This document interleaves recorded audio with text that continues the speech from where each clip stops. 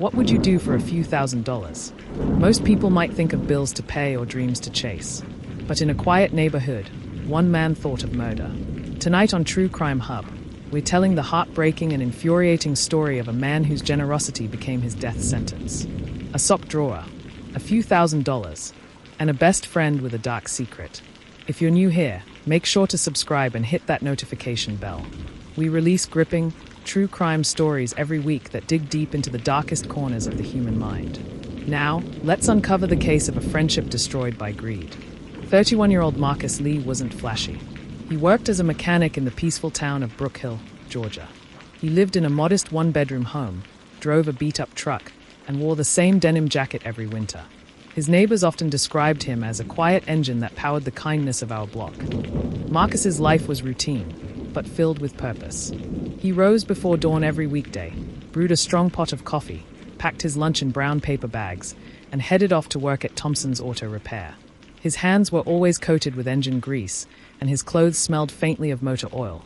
But everyone in Brook Hill trusted Marcus with their vehicles and, more importantly, with their lives.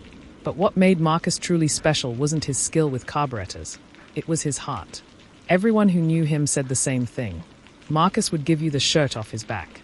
He volunteered with local youth programs, helped elderly neighbors mow their lawns, and regularly donated to the local food bank. He was the kind of man who remembered your birthday, even if you didn't. And he had one lifelong friend who knew that better than anyone else, Troy Baxter. Marcus and Troy had been best friends since the 6th grade. They first bonded during a group project in science class. Marcus was the brain, Troy the jokester. From that point on, they were inseparable. Through awkward teenage years, graduation, first loves, and lost jobs, they remained tight. Troy was louder, more impulsive, and sometimes reckless, but Marcus always grounded him. Many people in town wondered why Marcus stuck by him. Troy's had a rougher go, Marcus would say. He's not bad. He just needs a break. What most people didn't see was the growing darkness in Troy. After high school, he spiraled. He bounced from job to job, grocery stocker, construction helper, bouncer at a dive bar. He never lasted long. Marcus often bailed him out financially and emotionally. By 2021, Troy was jobless, in debt, and sleeping on a friend's couch. He masked his desperation with bravado. Marcus, ever loyal, offered small loans and moral support, but even he had begun to notice a change in his friend's eyes, something distant, something hollow. Marcus didn't trust banks. After being the victim of a phishing scam in 2018 that drained his account and left him battling for months to recover the funds, he swore off digital banking. From then on, he began pulling out cash and storing it at home. He hid the money in an old sock drawer beneath mismatched ankle socks. The stash wasn't for luxury or impulse. Marcus was saving with purpose. He wanted to send his niece, Tasha, to college with a new laptop. He wanted to pay off his mother's mortgage. And he dreamed, quietly, of maybe opening his own repair shop one day. By December 2021, the sock drawer contained over $4,800 in cash. Only one person ever knew about it, Troy. Troy had stumbled on it one night when helping Marcus fold laundry. He joked about the stash, but Marcus only smiled, saying, "It's just for rainy days." But to a desperate man drowning in debt, those rainy days came every hour. Troy had fallen into deeper trouble than Marcus knew. He owed over $10,000 to a local loan shark named Rico Mason. Rico wasn't patient. He wanted his money back and made threats. One evening, Marcus offered to help Troy get a job at the auto shop. Troy brushed it off. He had already made up his mind. The plan was simple.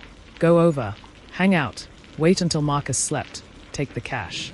He convinced himself that Marcus wouldn't even notice until days later. But things didn't go according to plan. That Friday started normally. Marcus finished a 10-hour shift and stopped by the grocery store to buy frozen pizza and root beer. Troy texted, "You down to chill?"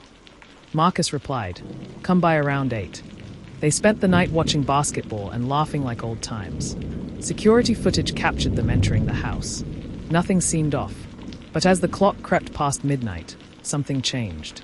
Marcus stood to get another drink. As he walked toward the kitchen, Troy followed. Without a word, he grabbed the tire iron he had hidden in his backpack and swung. One hit to the back of the head. Marcus dropped instantly. There was a gasp, a gurgle, and then silence. Troy stood over his childhood friend, trembling. He hadn't expected it to feel so final.